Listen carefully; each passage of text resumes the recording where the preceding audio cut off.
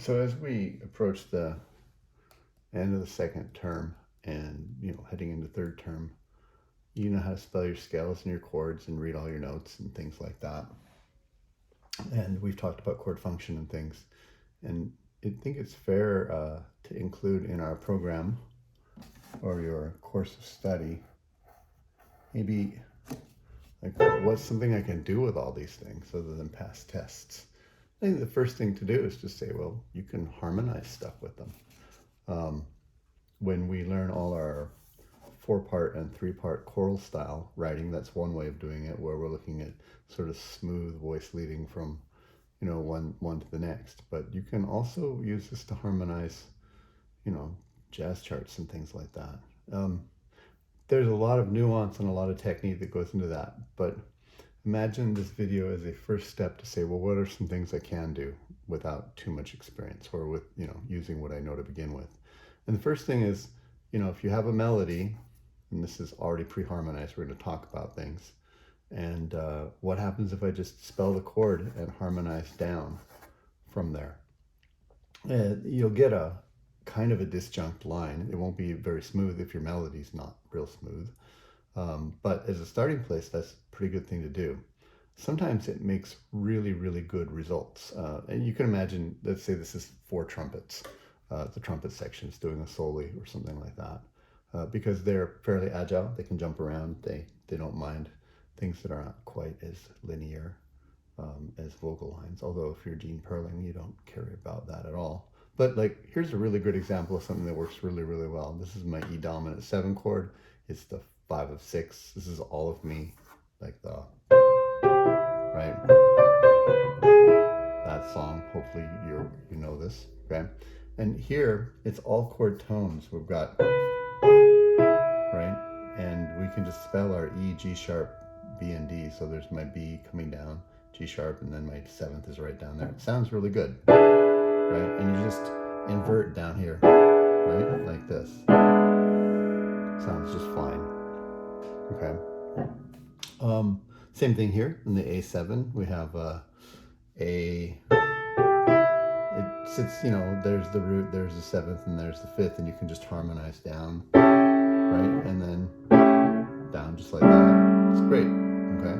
But there will be some times where you don't get a satisfactory sound, like this beginning right here, and I'll explain why in a minute. So sometimes you get a sound that you don't like, and we'll talk about things we could do to change that. Sometimes you'll say, well, what do I do with things that are not part of the chord, right? And that's something we can talk about here as well.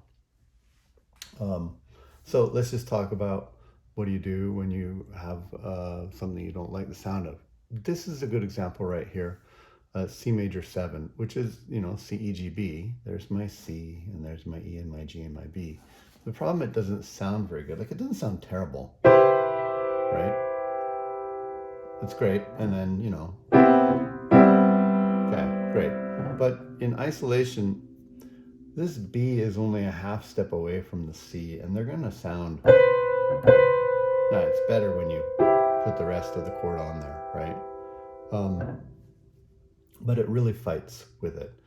Separating it by an octave isn't going to make it any better. It still doesn't work. Generally, when you have half steps apart notes, because of roots and 7ths or other extensions, you try and invert it so that you get it the other way. So the C would be below the B, so you get a 7th rather than a 9th, right? But the melody is the root, so there's nothing we can do there. So the first thing I'd just say is, can you substitute a different note there? This is my 1 chord, and in jazz, sometimes, C6 would be perfectly fine, right? And that's what I suggest we just do there. We're just going to take this right here, and we're going to, instead of the 7th right there, we're just going to throw that on there instead, the 6, just like that. And it just smooths it out. Perfectly fine sound, a 1 chord with the 6th on it. And then I think these other ones are fine because now it's not in the melody. So you can go and just revert back now to what you had before. And that sounds perfectly fine. So first thing that you can think of is just is there a substitute note that I can either put in, or can I just leave a note out? Is that possible? That will be a solution when we have some other places. Let me give you an example of that. And I just make this the same right there. Okay. Similarly here, when I come to the, this is what we're going to do about leaving a note out. But here again, this is the same voicing and it's going to cause the same problem. It's not terrible, right? Right? But it's probably better if we just were to leave that as the 6 rather than the 7. Has the same function, has the same integrity. It's not part of the melody, it's cleaning up the melody right there. And we could do the same thing for there as well. Okay. What do you do when you have a non-chord tone like that? Okay. Well, you can do nothing. You could just write it the same, like keep all the same notes that you had before. That's the simplest thing to do. So it'll be same chord, but this comes up. He has a perfectly fine sound, right? Always try it out, right? And notice that the D replaces the C rather than bumping everything up. Like I didn't go from here or there to saying, well, now that's there. So it's not non-chord tone in the chord beside it. Same reason that we didn't put the B and the C together.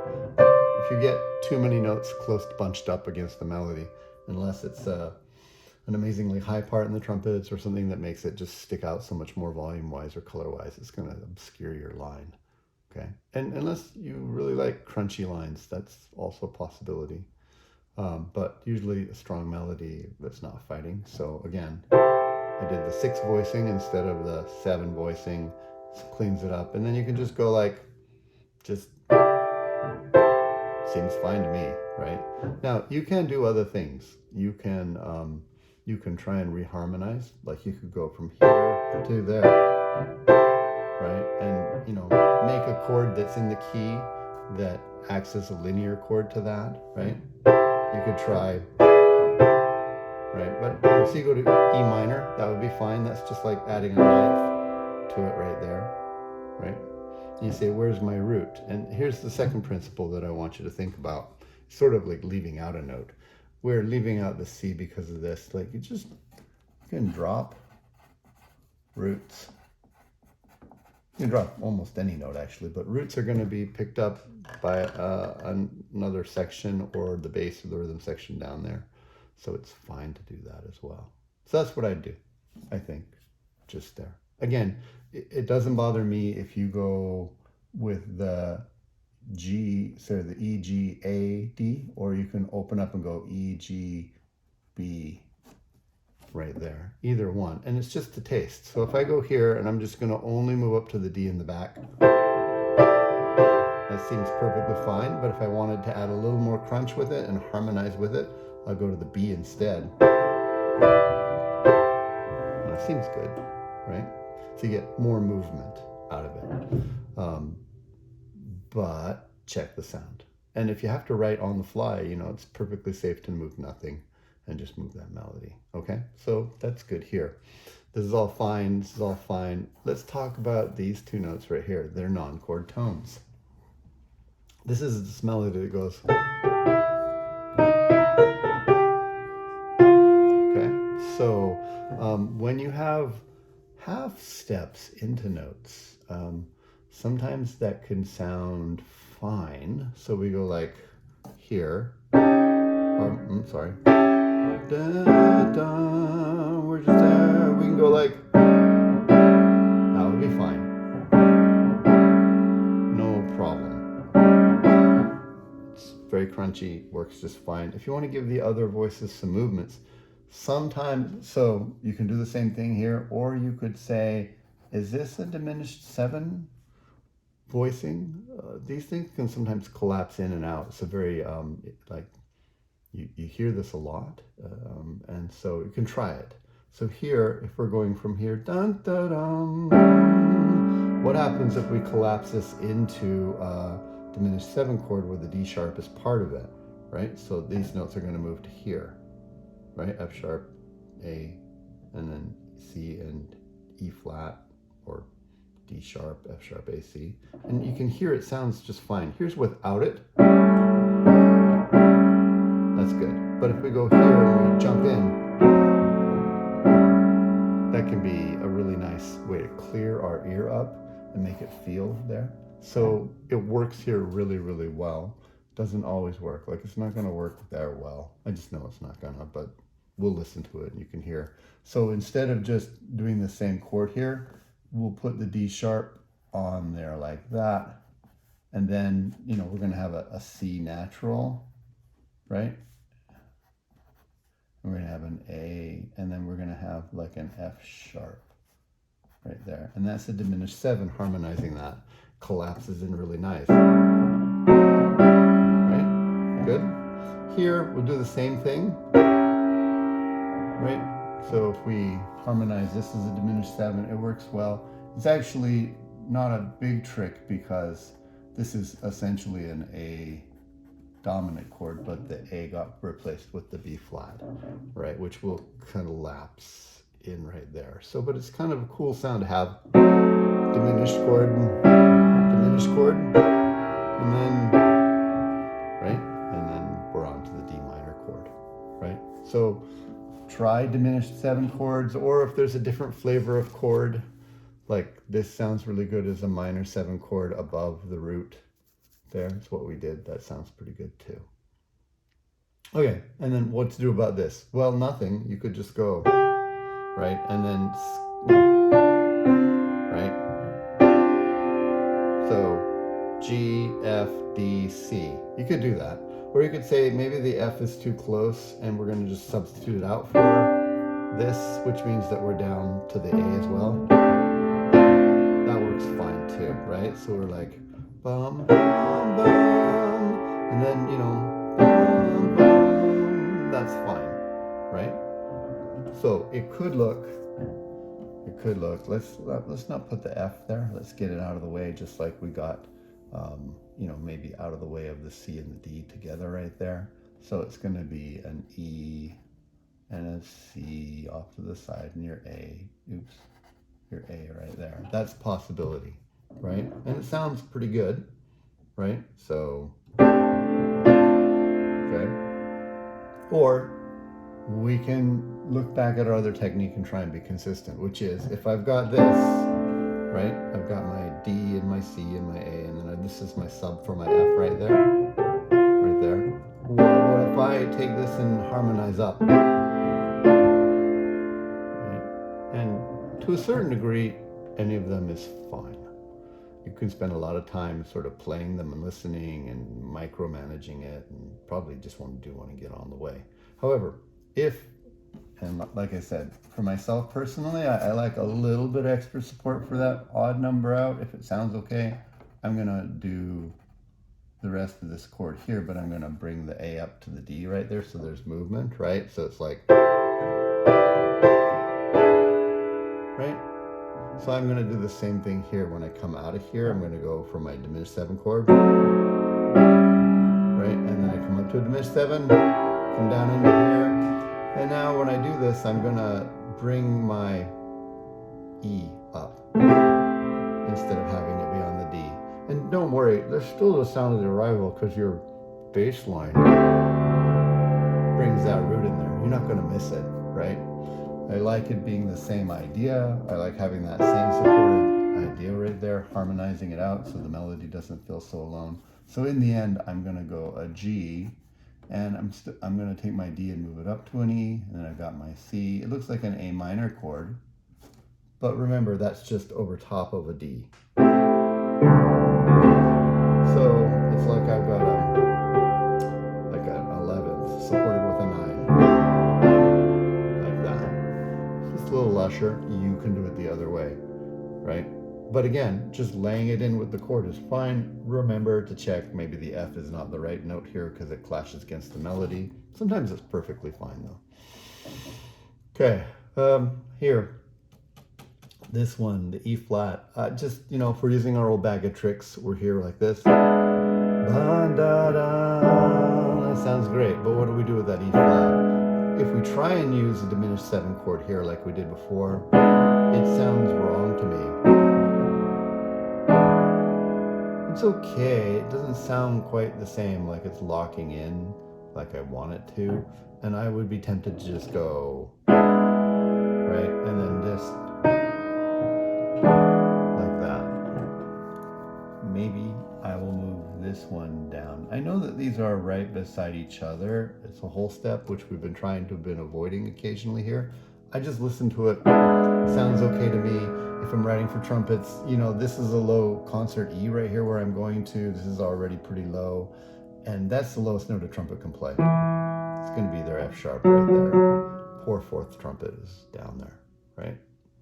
Obviously, if this is for saxes or voices or something, or whatever trombones, it could be different, but you know, I'm thinking about that as well. And I wonder, since I don't like the diminished and I don't like the half step against the D, like what if I bring the D down as well, right? So, right, I don't know. Maybe more of them come down, right? You can play with it by degrees. I don't like the half step against it. I don't love the two of them together, right? Maybe try three together. That's a little counterintuitive because it's like if two didn't work, but maybe it does. Yeah. Or what if we just parallel the whole thing, right? We just go like from here, like, and we just take the whole thing. And honestly, that's the best sound to me, is to parallel them out, right? So you could parallel down and just go like a D flat, right? And then a B flat, and then a G flat as well. And so you're doing that whole thing, right? Right? Right? So from here to there, right? Now, there's a reason why that works. It's a little bit of a trick, and if you have watched some of the other videos about tritone substitution, you will get this maybe, or maybe not. I mean, it's like, it is just paralleling down, but we could also keep the G as a natural there, and we could do a tritone substitution thing. Because if you think about this, E flat 7, okay, if we did that, so we'll keep that natural. So we go from here to here, right? That's what we're doing. I guess that would have been a natural, sorry if I spelled it correctly, to there. Okay, why does that work so well? Well, if you think about the 5 of E flat 7, this is, sorry, we're gonna dive a little deep here. That would be A flat dominant 7, like 5 into that. This is the tritone substitute for that. Let me summarize. Parallel dominant 7 chords are circle of fifths. They're just chromatic ones. And so you have this kind of funny relationship. That's why it works to do a dominant to a dominant half down and come back again. It's like going 5, 1, 5. Okay. So, but you know, we tried diminished. We tried a single note, didn't work. Tried 2 notes, tried 3. And eventually we got to paralleling down, which happens to work from a theory point of view, but it works just fine, right? Okay, da da da dee. Same thing here. I guess this is the third thing I'm gonna suggest here as well. So we've done substitute notes. When they check them, they don't sound good, right? And support non-chord tones, right? With either with some extra notes that move up and go with them, or reharmonize them with diminished sevenths or parallel chords and things like that. Try them out, okay? And the last one is, don't be afraid to alter the chord just a little bit. Like these ones here, right? I don't know if you noticed, but I threw a 7th on there already, right? D minor with the 7th, because it's kind of the sound that I like for this. Here with the A minor, I just wanted to show you, without a 7th in there, really makes that be a strung out, you know, it's like big, weird chord. Sounds odd compared to the other ones, but if we were just to simply add in the A minor 7th, which is the G, then that would go to there, and that one would go up to there, and we wouldn't need that right there. And similarly, right? So I think we could do the same thing here, where like, so da da da dee da da, break into an A minor seventh, and let's substitute out the root of the A for the B to like this is a non-chord tone, we're going to support that, right? And then collapse in. Seems really good. So first off, we're going to add the seventh, which would have been the G, right? Like this. But then we're going to lift this A up to the B right there. So the final voicing will be a D, the supporting B, it's like a 9 on the chord, right? And then the G, because we added a seventh, and that right there. Which then, if we continue on with this, won't be such a wide open voicing. It'll be like this with the, right? Which is more trumpet-like anyways, I think, to have them closed up like this. So, and then don't forget your A, which, you know, didn't exist at the beginning, will be in the bass, right? So we go from here, I've got what, E chord in the bottom, and we're going like, you know, right? So from here, from this, right, bum, bum, bum, and here I'm gonna just spread out 5th, 7, 9 with this thing here, right? Right there, and collapse in, add the 7th, right? Okay.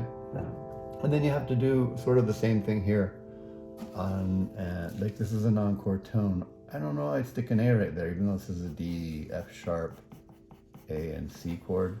Probably get rid of that and just, you know, have like an F sharp and a D and a C, and then I'd raise this F sharp up to support that again, so it'd be, right? And then they can collapse in, right? Right? Oh, let me think about that. Yeah, sorry.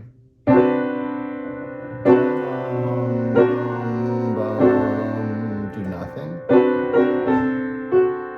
Start off with do nothing, and I think I like that just fine. If you want this up there with it though, then you might have to parallel down, right, to there.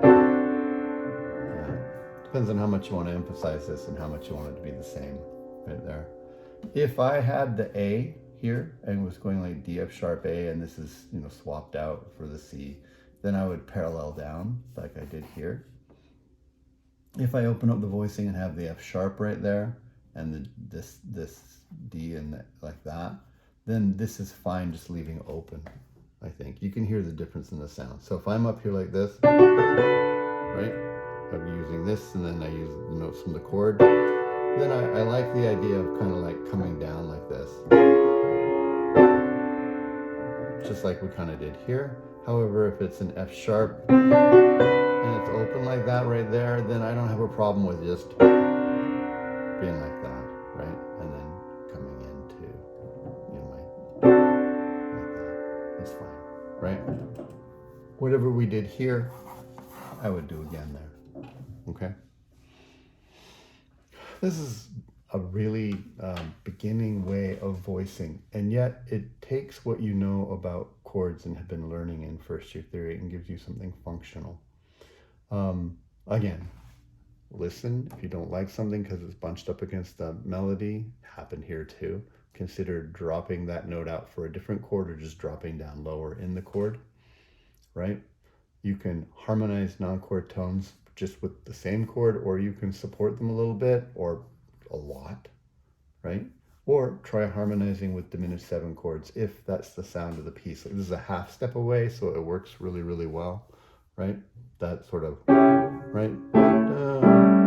And then, you know, right? Sounds really good, right? And then I think, you know, don't be afraid to drop out roots if you need to open up your spacing and stuff like that. Play it, listen to it. And then I think the next thing you just want to be thinking about all the time is, does it fit the kind of instrumentation / voices you're using, right? Trumpets tend to like to cuddle up like puppies together. They want to be close. They want to move around like this and be everywhere where the other one is. Saxophones can use this technique too, but we use something called drop 2 or drop 4. And what that really just means is you look at your this is 1, this is 2, and you just drop that down an octave. You can also drop 4 down an octave, and you're spreading it out over the range of the, you know, from altos down to the baritone. So you get more space out like that. Again, drop 2 just means you take the second note in the stack and you drop it down an octave and voice it for one of the lower instruments. And then there's drop 4 and drop 4 and 2. Depends on how, wide you want it or not. There's nothing special about that. You just use the same voicings, and then basically you're taking parts of them and inverting them down. And then once you have this down as a sort of like a figured out thing, you can do other stuff. For instance, you could say, I'm going to start, like once you have this down as a technique and you understand it, you can try different, more linear approaches, voice leading approaches. Like if you knew that you were spreading this out over an SATB kind of setup, like pretend this is a bass clef and stuff like that, then maybe you don't start off like this, or even, the drop 2 like that, right? Maybe you say, well, this is here, I'm going to have my 6th there, I'm going to have my, I don't know, you can do different voicings, and then you don't have to parallel all the time.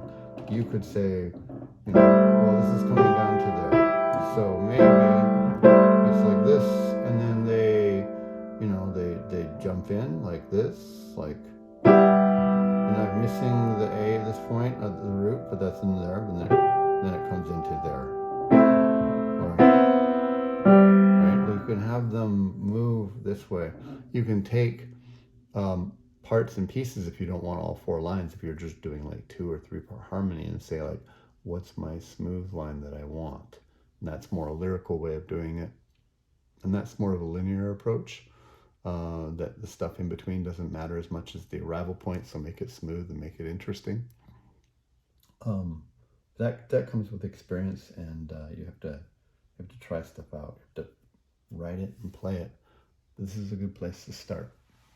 And then we just adapt for the different sections that we're in. So hopefully that was useful and interesting, and says, oh, I have all these chords. What was it all for? Let's start arranging things and voicing things. Like I said, though, you're not locked into all 4 voices. In this case, it was a hypothetical for 4 trumpets, but you can use parts and pieces of it or adapt. Like I said, if we were in an ukulele class, we wouldn't even do all this. We'd say, what's common, but if we're just writing one harmony line, what's common with this chord and this chord here? So maybe we'd be like, right, or right, and then we'd be like, and then bum bum bum. We're just using smooth lines that we pull out from in there. So that would be kind of interesting, like, right? And then it's like,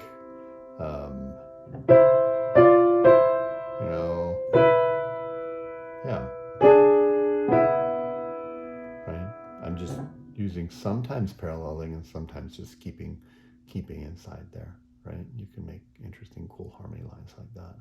And we haven't even talked about rhythm and other things. This is just simply a harmony primer. Well, I hope that's helpful, and gets you fired up to try and do some simple arrangements of things.